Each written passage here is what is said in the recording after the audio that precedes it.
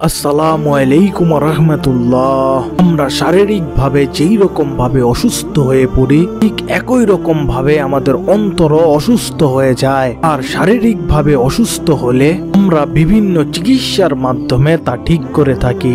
আর শারীরিকভাবে আমরা যেন অসুস্থ না হয়ে পড়ি, জন্য আমরা অসুস্থ হওয়ার আগেই বিভিন্ন কাজ করে থাকি। ঠিক একই রকম ভাবে মানুষের অন্তরও অসুস্থ হয়ে পড়ে। আর সেই অন্তরের অসুস্থতা আমরা কিভাবে দূর করব, কিভাবে আমরা অন্তরের অসুস্থতা হওয়া থেকে বাঁচতে পারি, এই বিষয়টি আজকে আমরা জানবো ইনশাআল্লাহ।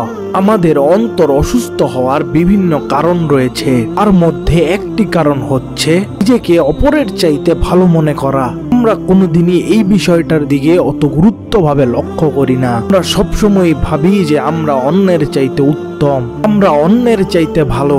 এটিও মানুষের অন্তর অসুস্থ হয়ে যাওয়ার একটি অন্যতম কারণ। কারণ কে সঠিক পথে রয়েছে আর কে গুমরাহির পথে রয়েছে, তা একমাত্র মহান আল্লাহ তাআলাই ভালো জানেন। আমরা কেউই কোনোদিন বলতে পারবো না ব্যক্তি বিভ্রান্ততে রয়েছে আর আমি সঠিক পথে রয়েছি। আমাকে ওই লোককে জ্ঞানমূলক কথা বলতে হবে। যদি কেউ এমনটা করতে চায়, তাহলে অবশ্যই তাকে মহান আল্লাহ তাআলার কাছে নত থাকতে হবে। আমাদের নিজেদের অবস্থান কোথায় রয়েছে আমরা কোনোদিনই সেই কথাটা বলতে পারবো না। কারণ আমাদের স্থান, আমাদের মর্যাদা, আমরা কোন অবস্থানে রয়েছি, এটা মহান আল্লাহ তাআলাই ভালো জানেন। আমরা কোনোদিনই মানুষের অন্তরে কি রয়েছে সেই বিষয়টা জানতে পারি না। আমরা শুধু মানুষের উপরের দিকটাই দেখে থাকি, আর অন্তরের ভিতরে কি হচ্ছে এটা মহান আল্লাহ তাআলা খুব ভালোভাবেই জানেন। আর আজকে এই উম্মতের সবচেয়ে বড় সমস্যা হচ্ছে জ্ঞানের অভাব। আর এই অভাবটা তখনই বোঝা যায় যখন আমরা মানুষের বাইরের দিক থেকে দেখেই তার বিষয়ে মন্তব্য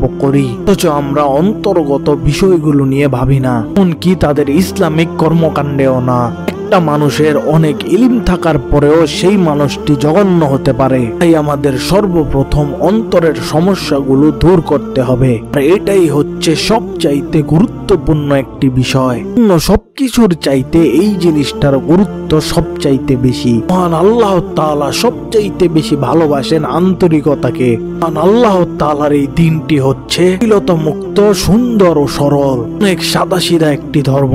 আমরা আমাদের এই ধর্মকে জটিলতা না করে আমাদের উচিত আমাদের এই ধর্মকে সহজভাবে গ্রহণ করে নেওয়া। সকল নবী রাসূলই মহান আল্লাহ তাআলার ধর্মকে সহজ ও সরলই করেছেন, করে মানুষের কষ্ট না হয়, মানুষ যেন খুব সহজেই তা পালন করতে পারে। আমরা মানুষের উপর হয়ে যাই নির্দয়, আর মহান আল্লাহ তাআলা হচ্ছেন ক্ষমাশীল। আমাদের জীবনের কোনো ভারসাম্য নেই। আমাদের উচিত আমাদের জীবনকে ভারসাম্যমান করে তোলা। আল্লাহ তাআলা আমাদেরকে বুঝার, ঈমান আনার ও দিন পালন করার তৌফিক দিন।